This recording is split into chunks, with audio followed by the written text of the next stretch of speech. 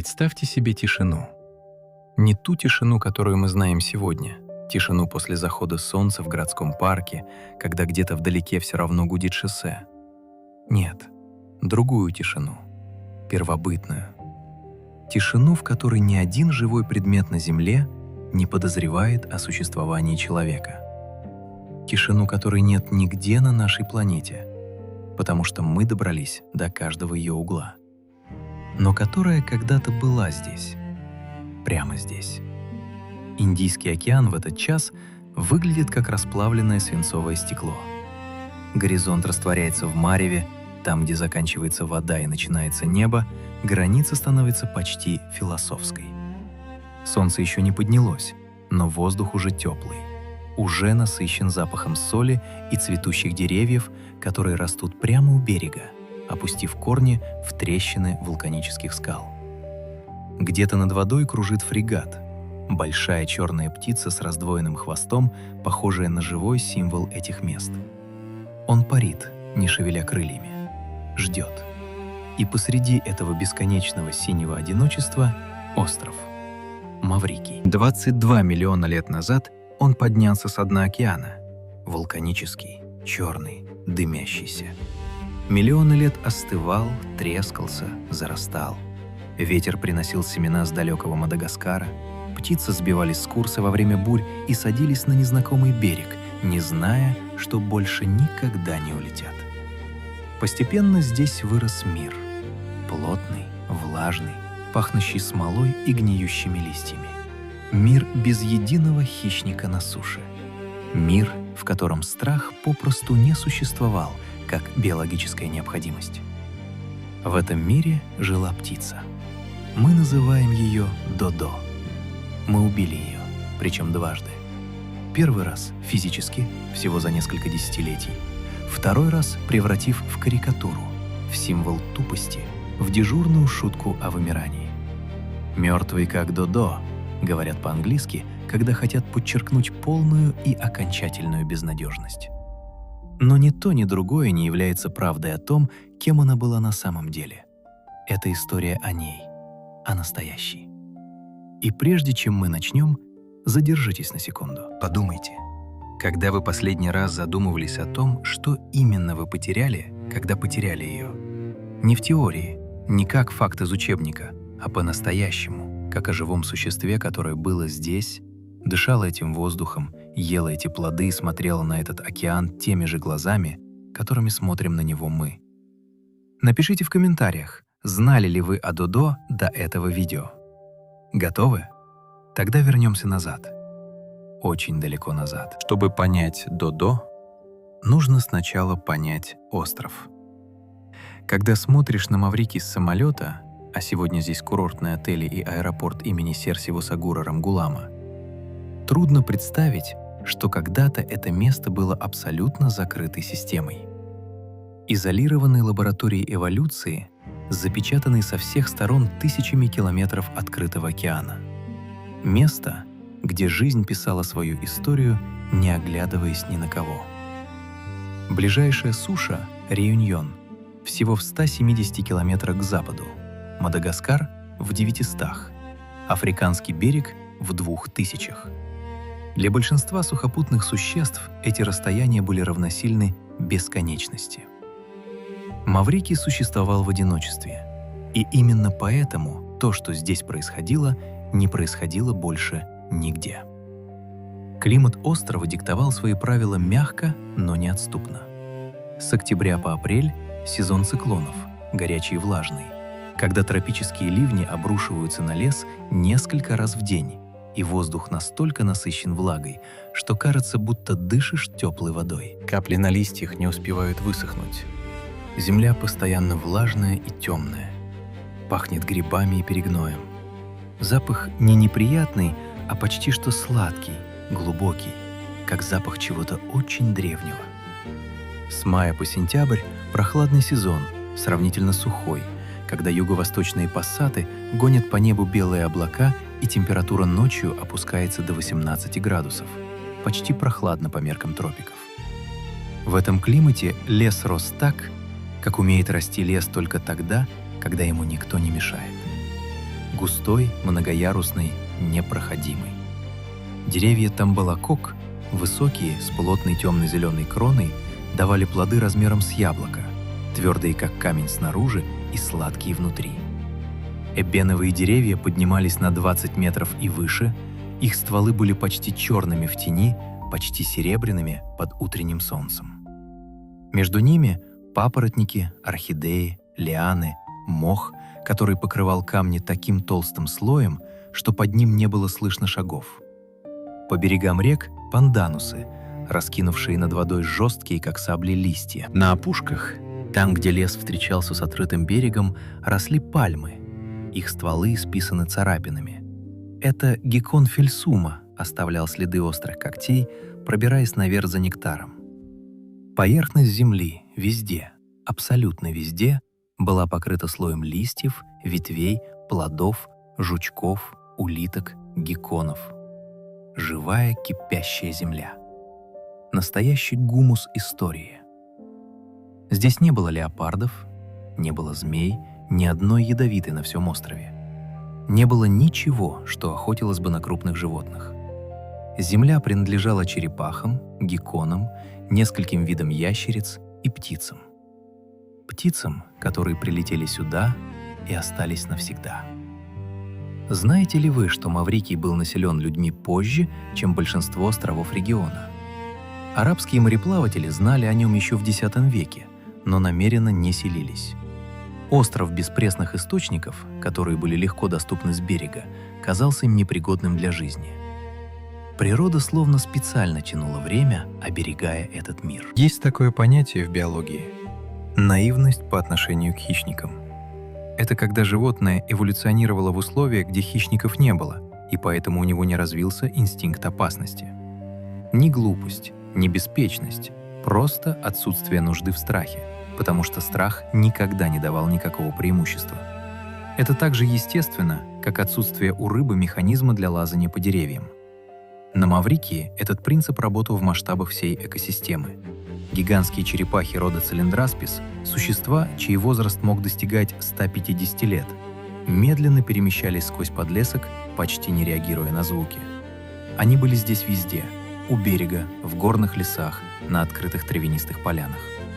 Когда-то их поголовье на острове исчислялось сотнями тысяч, их панцири достигали метров в длину. В жаркий полдень они собирались в тени эбеновых деревьев, дремали, медленно дышали, и воздух вокруг них пах нагретым деревом и влажной землей. Почти как воздух старой библиотеки, где давно никто не открывал окна.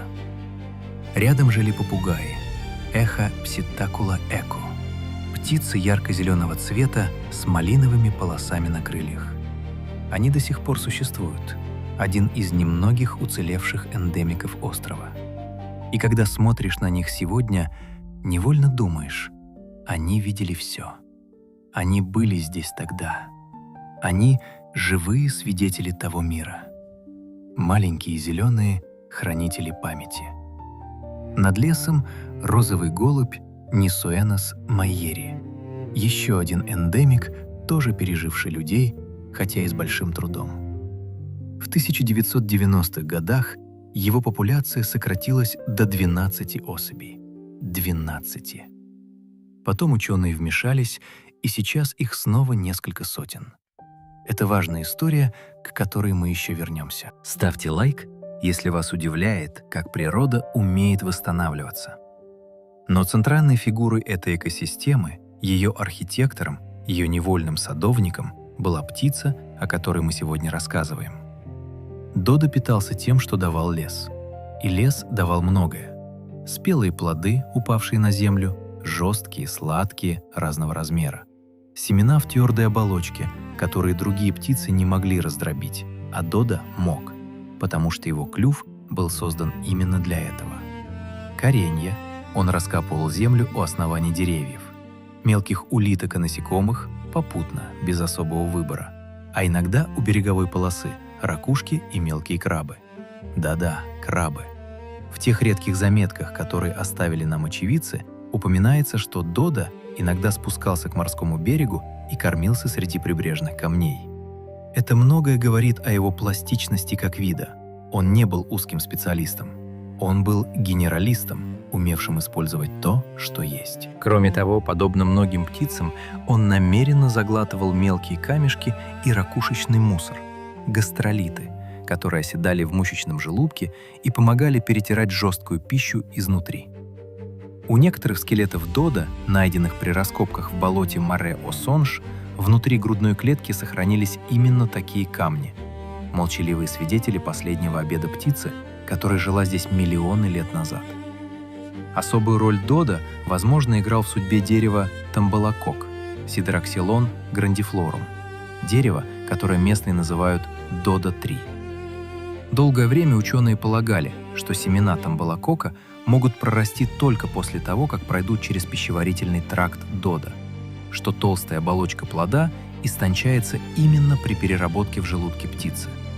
Эта теория впоследствии была частично поставлена под сомнение. Эксперименты показали, что семена могут прорасти и без такой обработки, просто медленнее. Но связь между деревом и птицей оказалась реальной. Популяция тамбалакока начала катастрофически сокращаться почти одновременно с исчезновением додо. Сегодня в дикой природе Маврикия осталось лишь несколько десятков взрослых деревьев. Это дерево умирает медленно, но все же умирает, вслед за птицей. Экосистема была единым живым организмом. Когда убираешь одно звено, начинает разрушаться все остальное. Иногда сразу и громко, иногда медленно, на протяжении столетий. Именно это и происходит на Маврикии до сих пор. Примерно 4 миллиона лет назад какая-то птица семейства голубиных была сдута со своего привычного маршрута над Индийским океаном. Может быть шторм, может быть аномальный ветер, может быть просто случайность. То самое слепое везение, которое лежит в основе большинства эволюционных историй. Эта птица была сравнительно небольшой. Она умела летать. Она приземлилась на берег острова, где не было ничего страшного, где еды было в избытке и где не нужно было никуда спешить. И она осталась. Стоп. Прежде чем мы пойдем дальше, позвольте задать вам вопрос. Если бы вас попросили угадать, кто является ближайшим живым родственником додо, что бы вы ответили? Страус? Казуар? Какая-нибудь другая нелетающая птица? На самом деле ответ удивит вас. Ближайший живой родственник додо – никобарский голубь, Калоэнос никобарика. Птица, обитающая на маленьких островах Тихого и Индийского океана, от Никобарских островов до Папуа. Весит она меньше килограмма. Летает превосходно. Окрашена в металлический зеленый цвет с отливом меди и бронзы, ее перья в солнечном свете буквально переливаются, как будто она сделана из жидкого металла. Изящная, быстрая, пугливая. Знали об этом? Пишите в комментарии и подписывайтесь. Впереди еще много удивительного.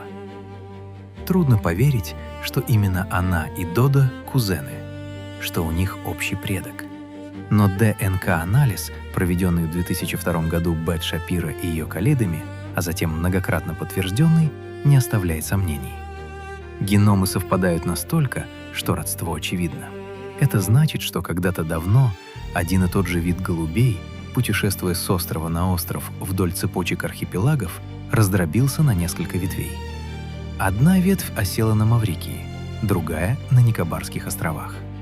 И пока никобарский голубь продолжал летать, спасаясь от хищников и конкурентов, его маврикийский кузен медленно, тысячелетие за тысячелетием, превращался во что-то совершенно другое. Крылья уменьшались, летать некуда, а поддерживать мощную летательную мускулатуру энергозатратно.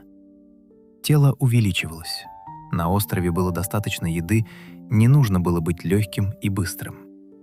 Ноги становились толще и сильнее, чтобы нести этот вес. Клюв удлинялся и загибался. Идеальный инструмент для того, чтобы доставать плоды из-под листьев, вскрывать твердую скорлупу, копаться в сырой земле. Эволюция работает просто. То, что помогает выжить и оставить потомство, закрепляется. То, что не нужно, исчезает. На острове без хищников крылья были не помощью, а тратой ресурсов. Страх — лишней нагрузкой на нервную систему. Быстрота реакции — никому не нужной роскошью. Додо эволюционировал в сторону покоя, в сторону неторопливого, основательного, эффективного существования. К тому моменту, когда первые люди увидели Додо, это была уже совершенно особенная птица, не похожая ни на что другое. Ростом примерно в метр, весом, по разным оценкам, от 10 до 21 килограмма, хотя это во многом зависело от времени года. Оперение — серовато-коричневое, более темное на спине, более светлое на брюхе, почти желтоватое. Хвост — небольшой пучок закрученных перьев, белых или кремовых, торчавших над широким задом. Крылья — крошечные, рудиментарные, совершенно непригодные для полета, но все же присутствующие, возможно, использовавшиеся при балансировке, при ухаживании или в поединках между самцами. Голова — непропорционально большая, с массивным крючкообразным клювом. Длина клюва у взрослых особей достигала 23 сантиметров, почти четверть метра живого инструмента, адаптированного под конкретную задачу. Глаза, по всей видимости, янтарные или желтые, небольшие, смотрящие на мир с каким-то флегматичным спокойствием, которое современники ошибочно принимали за тупость. Все это мы знаем теперь не только из зарисовок, но и из костей, которые оказались красноречивее любых слов. Когда ученые наконец собрали достаточно материала из раскопок болота Морео-Сонж, цифры выстроились в точный портрет. Бедренная кость, фемур, у взрослой особи в среднем 13 см в длину. Массивная, плотная, рассчитанная на серьезную нагрузку. Берцовая кость – около 17 см. Плюсна – 14-15. Именно эти пропорции ног говорят ученым о весе. Кость не лжет, ее толщина и плотность прямо отражают то, что ей приходилось нести всю жизнь. Лапы были четырехпалые, с загнутыми когтями, приспособленными для ходьбы по рыхлой лесной подстилке и разгребания земли в поисках корней. Крылья — лишь 26 сантиметров от плеча до кончика, при том, что само тело достигало метра в длину. Это был настоящий анатомический рудимент. Кости крыла тонкие, хрупкие, почти декоративные. Грудина — киль практически отсутствует. У птиц именно к килю крепятся мощные летательные мышцы. У Додо мышц этих попросту не было. Нечему было крепиться. Природа методично убирала то, что стало лишним, и ничего не оставила на случай, если вдруг понадобится вернуться. Череп около 22 сантиметров в длину, непропорционально крупный даже на фоне внушительного тела. Надклювье загибается вниз под острым углом на самом кончике. Этот крюк, по всей видимости, использовался для удержания крупных твердых плодов. Небо широкое. Носовые кости развиты. Возможно, у птицы было хорошо развито обоняние, хотя это остается лишь гипотезой. Он был абсолютно идеально приспособлен к тому миру, в котором жил. Проблема заключалась в том, что мир этот был очень маленьким и очень хрупким. Додо просыпался, когда над горизонтом уже висело солнце. Большое, оранжевое, режущее сквозь пелену утреннего тумана над лесом. Влага конденсировалась на листьях и падала вниз крупными каплями, создавая что-то вроде легкого дождя под пологом деревьев даже в ясную погоду. Воздух в эти часы был прохладнее, чем днем, но ненадолго. Он шел, медленной, раскачивающейся походкой, переваливаясь сбоку на бок, сквозь подлесок к местам, которые хорошо знал. Упавшие плоды эбенового дерева, созревшие финики пальмы, ягоды неизвестных нам теперь кустарников, от которых остались только названия на латыни в старых гербариях. Иногда ракушки у полосы прибоя, куда он спускался в утренние часы, пока солнце еще не раскалило прибрежные камни. Он все помнил. Маршруты, источники еды, места, где можно было укрыться от послеполуденной жары в тени больших камней, или густых папоротников. Ученые, работавшие с останками додо, неоднократно отмечали, объем мозга птицы был вполне сравним с другими крупными голубеобразными. Додо не был глупее своих родственников. Он был другим. Знали ли вы, что додо откладывал всего одно яйцо за сезон размножения? Одно. Не 5, не 10. Одно. В мире, где нет хищников, такая стратегия имела абсолютный смысл. Зачем тратить ресурсы на большой выводок, если почти каждый птенец гарантированно доживает до взрослого возраста? Но именно эта стратегия сделала вид смертельно уязвимым, когда мир вокруг изменился слишком быстро. Гнездо додо было простым, как сама эта птица. Никакой архитектуры, никаких особых ухищрений. Прямо на земле небольшая ямка, выкопанная в мягкой лесной подстилке среди корней деревьев или в укрытии густого кустарника. Усланная сухой травой, листьями, мягкими растительными волокнами, всем, что оказывалось под рукой. Некоторые исследователи полагают, что додо предпочитал гнездиться в местах, где его закрывала низкая растительность, не из инстинкта укрытия от хищников, которого у него не было, а просто потому, что такие места лучше сохраняли тепло и были меньше подвержены прямым дождям. В этом гнезде лежало яйцо. Единственное, одно яйцо в год, представляете?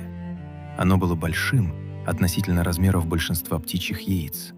По реконструкциям ученых, основанным на объеме тазовых костей самки додо, яйцо, по всей видимости, было сопоставимо по размеру с крупным гусиным, около 14-17 см в длину. Скорлупа, вероятно, светлая, белая или чуть голубоватая, как у большинства голубеобразных, чьи гнезда достаточно хорошо укрыты от прямого солнечного света. Оба родителя насиживали яйцо попеременно. По некоторым оценкам, инкубационный период мог составлять около 4-5 недель. Птенец рождался крупным и покрытым желтым пухом. Такие птенцы у голубеобразных называются птенцы выводковые. Желтоватый пух постепенно сменялся бурым ювенальным оперением. А к нескольким месяцам жизни птенец уже начинал напоминать взрослую особь. Только меньше, без развитого клюва, без характерного пучка хвостовых перьев. Выросший птенец оставался рядом с родителями еще некоторое время. Скорее всего, социальная группа у додо была именно такой. Родители плюс один. Реже 2 молодых птенца разных лет. Небольшие, рассредоточенные по лесу семейные единицы, которые хорошо знали свой участок леса и практически не вступали в конфликт с соседями. Еды было достаточно для всех. Перед сезоном циклонов, с марта по апрель, додо интенсивно кормился, накапливая запасы жира, которые помогали пережить период, когда лес захлестывало ливнями и доступность пищи резко снижалась. Именно в этот период птицы выглядели особенно грузными, почти шарообразными. И именно таких додо чаще всего видели прибывавшие в это время года на остров моряки. Отсюда устойчивый образ жирного неуклюжего додо, который оказался несправедливым обобщением. В период засухи, когда пища была в дефиците, птица выглядела совсем иначе. Подтянутее, активнее, более похожей на крупного голубя, которым она по сути и являлась. В эти месяцы додо больше перемещался в поисках еды, уходя выше в горы или к берегу. Он был куда мобильнее, чем принято думать. Он не боялся ни людей, ни крупных животных, ни внезапного движения. Этот страх просто не был зашит в его нервную систему. Когда первые европейцы ступили на остров, птица подходила к ним сама, из любопытства или просто потому, что их присутствие не означало для нее ровным счетом ничего тревожного. Это и называли глупостью. Это и стало ее приговором. 1598 год. Сентябрь. Голландская флотилия под командованием адмирала Вибранда ван Варвейка входит в лагуну Маврикия с северо-востока. Корабли называются красиво Гелдерланд, Зиланд, Мауритиус. И именно в честь последнего остров получит свое современное имя. Адмирал делает записи методично и точно, как и положено человеку его профессии.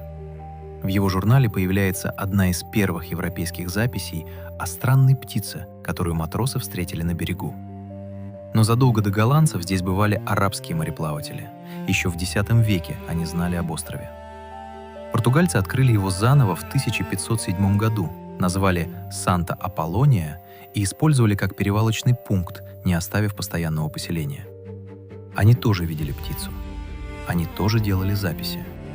Но именно голландцы остались, и именно с их появления начался обратный отсчет.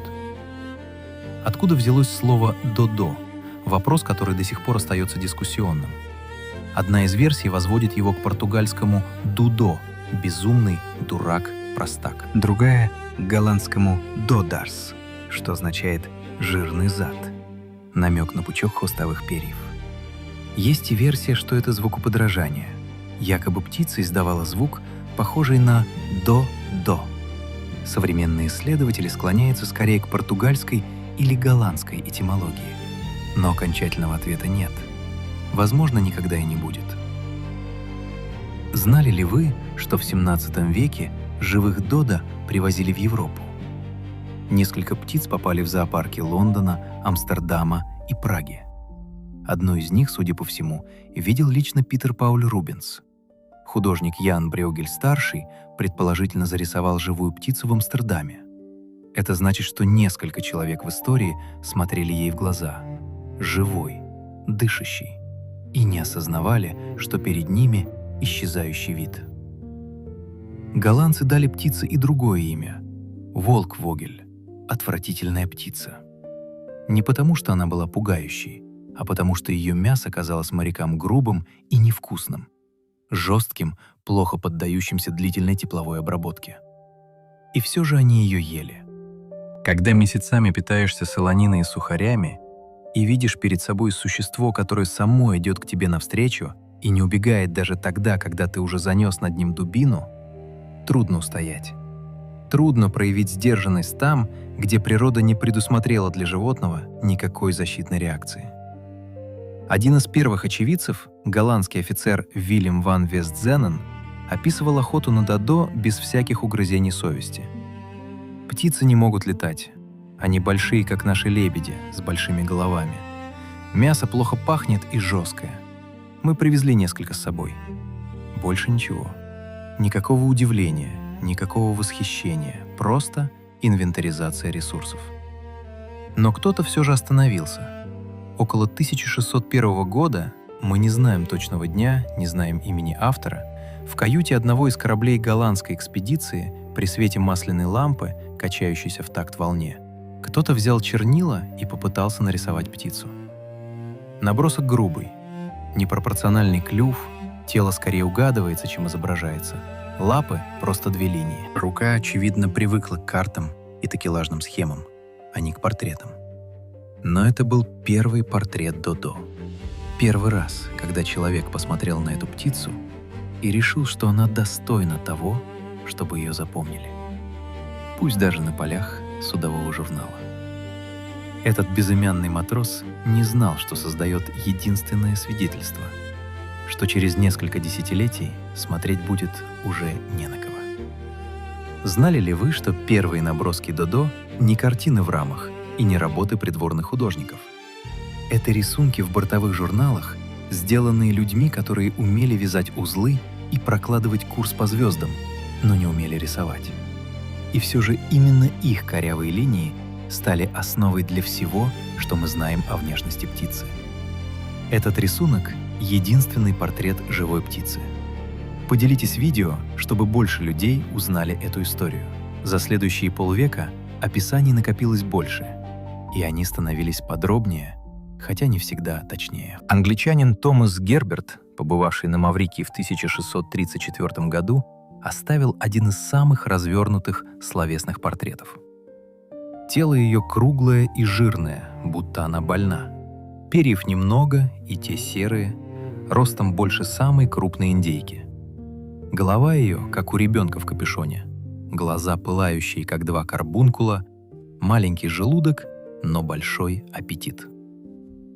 Несмотря на некоторые преувеличения, Герберт явно обладал литературным темпераментом, он зафиксировал несколько важных деталей: серо-коричневый цвет оперения, непропорциональный размер головы, желтоватые ноги. Француз Франсуа Каше, посетивший остров в 1651 году, всего за 11 лет до последнего задокументированного наблюдения живой птицы, добавил к этому описанию неожиданную деталь. По его словам, додо не имел языка и издавал звук, похожий на писк гусенка. Отсутствие языка, разумеется, было ошибкой наблюдения. Вероятно, язык птицы был настолько мал и скрыт глубоко в ротовой полости, что при беглом осмотре его просто не заметили. Но звук «писк гусенка» — это единственное дошедшее до нас описание голоса птицы. Единственный звук, который мы когда-либо слышали о додо. Он был похож на гусенка, метровая 20-килограммовая птица с голосом птенца. Первые годы присутствия голландцев на острове были еще сравнительно мягкими. Они использовали Маврикий как стоянку по дороге в Батавию, пополняли запасы воды, охотились, отдыхали. Постоянного поселения не было до 1638 года, но когда оно появилось, все изменилось. Люди, прибывшие на Маврикий в 1638 году, чтобы остаться навсегда, привезли с собой мир, которого остров никогда не знал. Они привезли коз, свиней, кошек, собак и крыс, незваных, неизбежных спутников любого корабля того времени. Именно крысы, наверное, сделали больше для уничтожения экосистемы острова, чем что-либо еще. Тихо, методично, без всякого умысла разоряя гнезда, пожирая яйца и птенцов существ, которые никогда в жизни не сталкивались с наземными хищниками и не имели никаких защитных стратегий. Задумайтесь на секунду. Гнездо додо прямо на земле. Одно яйцо. Одно. Кладка, которую крыса могла найти и уничтожить за несколько минут. У птицы не было инстинкта прятать гнездо, маскировать, защищать агрессивно. Зачем? Миллионы лет этого не требовалось. И вот в один исторический мгновенный момент правила игры сменились полностью, а птица об этом не знала. Свиньи делали то же самое, только в большем масштабе. Они активно рылись в подлеске, уничтожая все, что находили на уровне земли. Козы методично выедали молодую растительность. Лес начинал меняться. Медленно, незаметно для невооруженного глаза, но неотвратимо. Опушки расширялись. Подлесок редел. Места, где раньше лежали упавшие плоды, главный источник пищи для додо, становились меньше и доступнее для конкурентов. Сами люди продолжали охотиться на додо, хотя, как ни странно, прямая охота была не главной причиной вымирания. Птица была невкусной. Матросы предпочитали черепах. Их мясо было значительно нежнее, а сами они, как и додо, совершенно не боялись людей. Черепах переворачивали на спину и грузили живыми на корабли, где они могли оставаться без еды и воды несколько недель. Живой стратегический запас мяса в эпоху, когда не было холодильников. Голландские записи указывают, что за один рейс на корабль грузили иногда по несколько сотен черепах. Черепахи Маврикия исчезнут к середине XVIII века. Прежде додо и тише, без всякой известности. Параллельно шла вырубка леса. Эбеновое дерево было ценнейшим материалом. Его вывозили тоннами. Каждое срубленное эбеновое дерево — это потерянные тонны плодов, которых додо больше не найдет. Это потерянные гнездовые места. Это потерянная тень, в которой он отдыхал в полдень. Разрушение шло сразу по всем фронтам, и птица не могла ни адаптироваться, ни убежать. Остров был слишком мал, а менялся слишком быстро. 70 лет, и целый вид исчез навсегда. Напишите в комментарии, как вы себя сейчас чувствуете. Последнее достоверно подтвержденное наблюдение живого додо датируется 1662 годом. Это запись голландского матроса Волкерта Эверца, потерпевшего кораблекрушение у берегов острова. Он описывает птицу с некоторой деловитостью человека, которого интересует прежде всего, можно ли ее съесть. Он не знает, что видит последнего, или одного из последних. Никто не знал. Вот что самое пронзительное во всей этой истории. Никто не был свидетелем исчезновения. Не было момента, когда кто-то сказал «все, их больше нет». Птица просто перестала встречаться. Постепенно, незаметно, как гаснет свет в доме, когда хозяева уезжают. Сначала одно окно, потом другое, потом полная темнота. Попробуйте представить, как это выглядело в самом конце.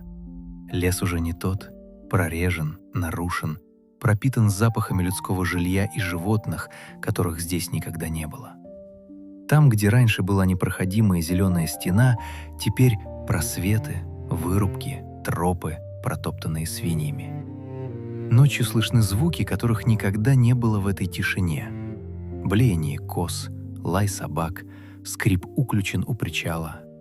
И где-то в глубине острова, в самых труднодоступных уголках, горных склонах, густых речных долинах, последние додо. Их немного. Может быть, несколько десятков, может быть, меньше. Они все еще ходят своим медленным шагом, все еще разыскивают упавшие плоды, все еще пытаются гнездиться на земле. Выкапывают ямку, выстилают ее листьями, кладут единственное яйцо, не понимая, почему это яйцо снова исчезает. Крысы работают по ночам. Быстро, бесшумно, эффективно. Гнезда разоряются быстрее, чем птицы успевают понять, что что-то пошло не так. Их поведение не изменилось. Их инстинкты не успели измениться. Для этого нужны тысячи поколений, а не несколько десятилетий. Додо умирали не потому, что были глупыми, они умирали потому, что были идеально адаптированы к одному конкретному миру. И этот мир исчез раньше, чем они успели заметить.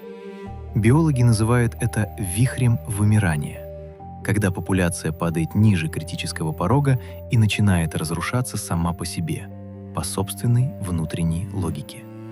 Слишком мало особей, слишком мало генетического разнообразия, слишком низкое воспроизводство, слишком высокая смертность. Для вида, откладывающего одно яйцо в год, этот порог критически мал. Достаточно нескольких неудачных сезонов подряд, и популяция входит в штопор, из которого нет выхода. А теперь подумайте вот о чем. С момента первого задокументированного появления человека на острове до полного исчезновения додо прошло менее 70 лет. 70 лет. Для вида, который существовал несколько миллионов, это мгновение. Это меньше одной человеческой жизни. Кто-то, родившийся в год первой голландской экспедиции, теоретически мог дожить до момента, когда последний додо перестал существовать. И, вероятно, даже не заметил этого. Последний додо умер не от удара дубиной. Последний додо умер, потому что больше не было никого, с кем можно было бы продолжить. Потому что последнее яйцо не вылупилось. Или вылупилось, но птенец не выжил. Или выжил, но не нашел пару. Мы не знаем, как именно это произошло. Мы никогда не узнаем. И это незнание тоже часть утраты. Из всей многовековой истории додо нам досталось до обидного мало. Полных скелетов — единицы. Долгое время считалось, что ни одного полного скелета не сохранилось вообще, пока в 2006 году на Маврикии не обнаружили Мар-о-Сонжа — болото на юге острова. Под слоем ила и торфа в анаэробных условиях, которые на удивление хорошо консервируют органику, лежали кости десятков животных — черепах, птиц, гекконов, и среди них — додо. Ученые работали на раскопках несколько лет подряд, методично просеивая грунт через мелкие сито, собирая фрагменты кости размером с ноготь, восстанавливая скелеты по кускам, как пазл. То, что вышло из этой земли, позволило наконец говорить о птице с точностью, которой раньше не было. Бедренная кость взрослого самца в среднем 13 сантиметров. Самки чуть меньше. Это само по себе подтвердило давние предположения о половом диморфизме. Самцы додо были крупнее. Берцовая кость около 17 сантиметров. Плотная, с выраженными буграми в местах крепления мышц. Животное весом под 20 килограммов нуждалось в очень серьезной опоре. Анализ кортикального слоя костей, той самой плотной внешней оболочки, по которой читают возраст и темп роста, показал, что молодые додо росли быстро в первый год жизни, а затем темп резко замедлялся. Это типичная стратегия островных птиц – быстро достичь размера, при котором ты уже не добыча, а потом не тратить ресурсы на дальнейший рост. Знали ли вы, что по костям ученые могут определить, в какое время года умерла птица? Изотопный анализ кальция в костях из Морео-Сонж показал, что часть особей погибла в период засухи, предположительно из-за нехватки воды или пищи. Это значит, что жизнь в раю без хищников не была лишена трудностей. Природа всегда находит способ проверить на прочность. Среди находок несколько костей с явными следами разрубания и обработки огнем. Это кости из слоев, датированных уже эпохой голландского присутствия. Безмолвное, но совершенно недвусмысленное свидетельство. Птицу ели. Разделывали на берегу, готовили в лагере. Невкусно, но ели. Рядом с этими костями кости крыс. Тех самых корабельных крыс, которые приплыли вместе с людьми и больше никуда не ушли. В одном шурфе, в одном слое додо и его убийца. Земля хранит все. Из мягких тканей не сохранилось почти ничего. Есть несколько засушенных лап, одна хранится в Оксфорде, другая в Копенгагене. Есть голова, единственная сохранившаяся голова додо в мире в Оксфордском музее естественной истории, высохшая, деформированная, потемневшая от времени, но все же настоящая. Когда ученые впервые извлекли из нее ДНК в 2002 году, это было как прочитать письмо, пролежавшее 350 лет в запечатанном конверте. Знаете ли вы, что несколько чучел додо были уничтожены не временем, а намеренно? В 1755 году директор Оксфордского музея Осмолиан распорядился выбросить заплесневевшее чучело птицы, единственный сохранившийся экземпляр с мягкими тканями. Кто-то успел отрезать лапу и голову, остальное было сожжено. Это решение одного человека лишило науку ДНК, которая могла бы ответить на многие вопросы. ДНК показала то, что давно подозревали анатомы. Ближайший живой родственник додо — никобарский голубь. Та самая маленькая металлически зеленая птица весом меньше килограмма. Они разошлись от общего предка примерно 20-25 миллионов лет назад, еще до того, как сам Маврикий принял нынешние очертания. Изображений додо при его жизни сохранилось несколько десятков. Рисунки, гравюры, масляные полотна. Самая известная — картина фламандского художника Рулана Саверея, написанная около 1626 года. На ней изображена группа экзотических птиц, и среди них — додо. Белый, грузный, с огромным клювом. Долгое время именно это изображение считалось каноническим. Но современные исследователи выяснили, что Саверей, по всей видимости, никогда не видел живого додо. Его птицы срисованы с чучел, а чучела скверно набиты, деформированы, с неправильно поставленными крыльями. Реальная птица выглядела иначе, стройнее, темнее, более похожей на голубя гигантских размеров. Именно поэтому на протяжении столетий мы рисовали додо неправильно. Мы до сих пор не знаем точно, как звучал голос додо. Не знаем, был ли он территориальным или социальным. Не знаем точных деталей его брачного поведения. Не знаем, сколько жили отдельные особи, хотя по аналогии с другими крупными голубеобразными можно предположить, что до 20-30 лет. Не знаем, как выглядели самки. Были ли они меньше, светлее, иначе окрашены. Нескольких зарисовок слишком мало для уверенных выводов. Нам осталось несколько костей, несколько кривых рисунков и горсть беглых записей в судовых журналах людей, которые видели в птице прежде всего ужин. Это все наследие 3 миллионов лет эволюции. Уместилось на нескольких музейных полках. А теперь о том, что происходит сегодня. В 2022 году американская биотехнологическая компания Colossal Biosciences, та же, что работает над проектом воскрешения шерстистого мамонта и тасманского тигра, объявила о начале работы над геномом додо.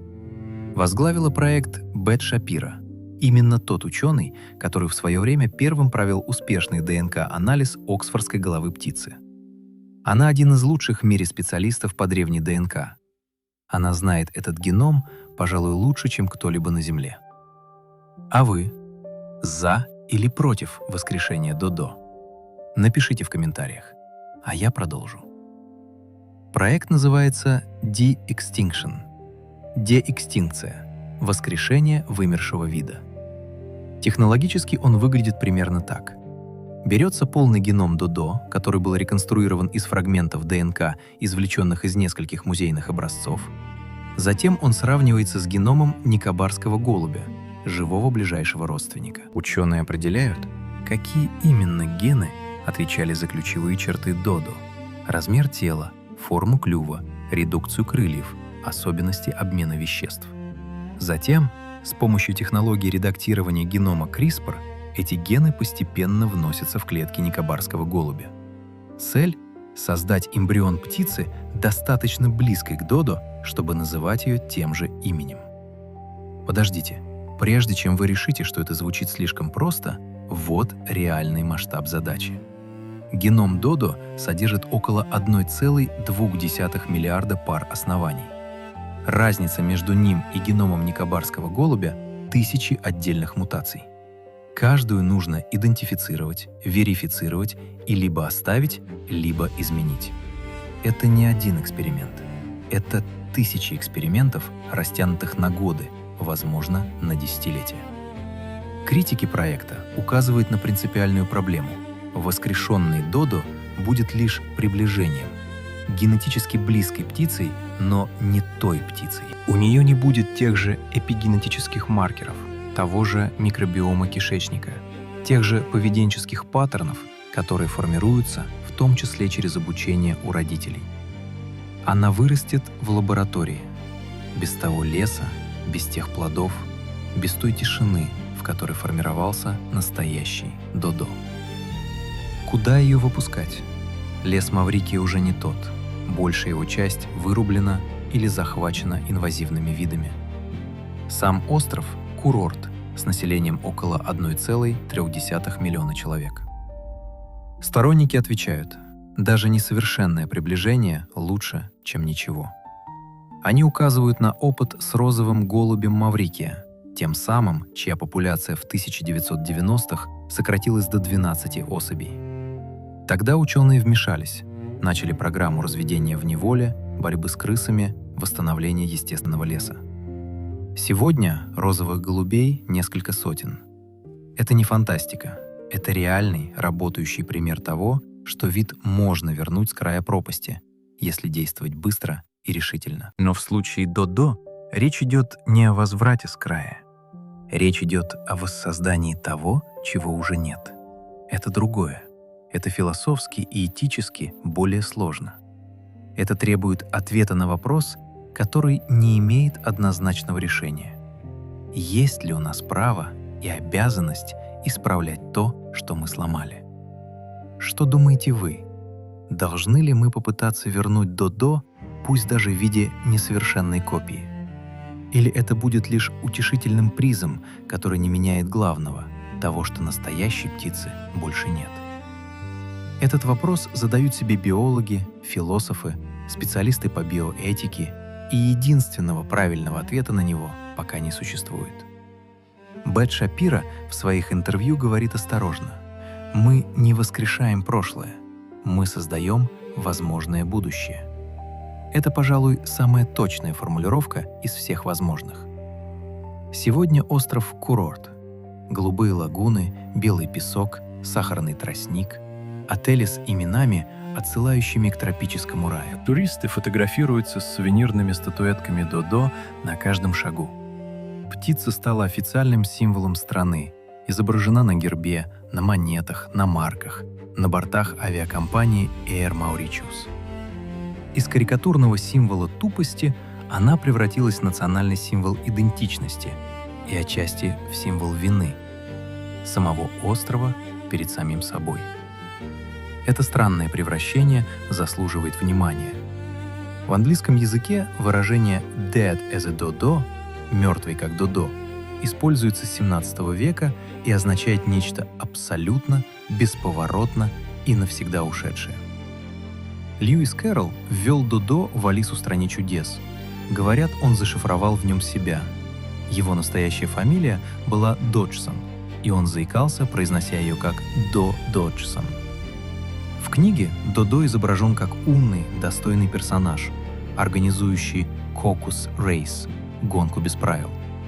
Это реабилитация через литературу, хотя большинство читателей о ней не подозревали.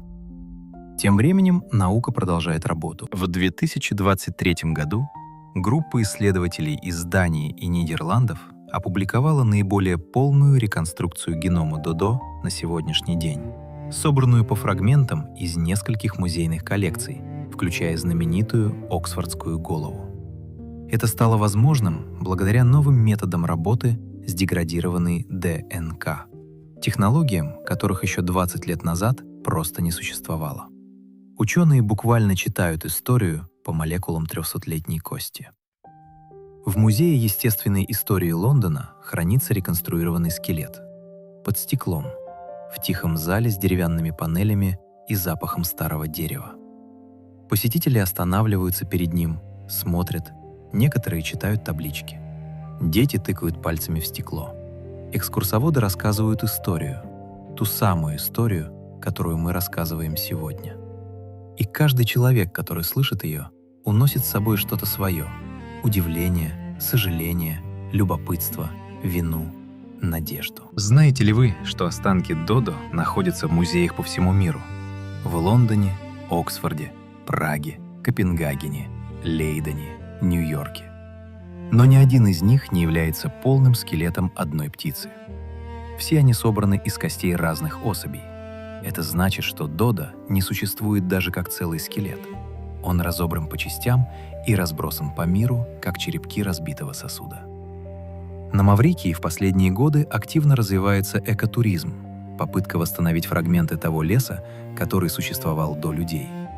В нескольких заповедниках острова высаживают эндемичные виды, уничтожают инвазивные растения, ловят крыс, охраняют оставшихся розовых голубей и летучих лисиц. Это медленная, кропотливая, очень дорогая работа, но она ведется.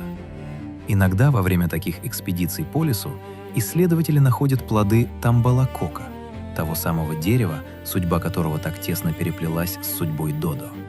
Они подбирают их, аккуратно упаковывают, везут в питомники, проращивают под контролем. Каждый новый тамбалакок — это маленькая победа, маленький кусочек возвращенного мира.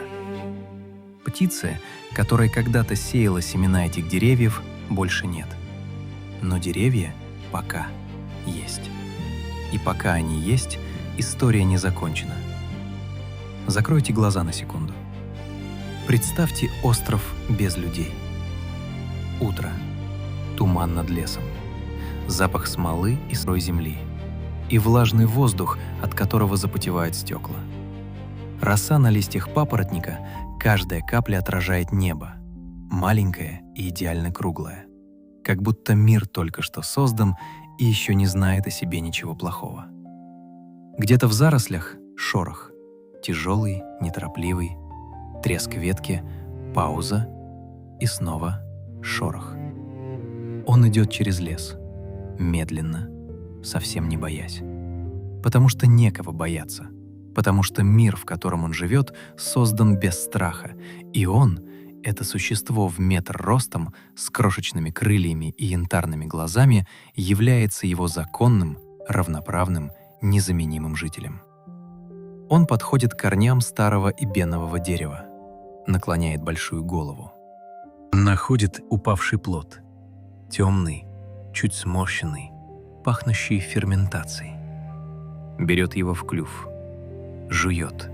Медленно, с достоинством. Потом поднимает голову. Горизонт светлеет.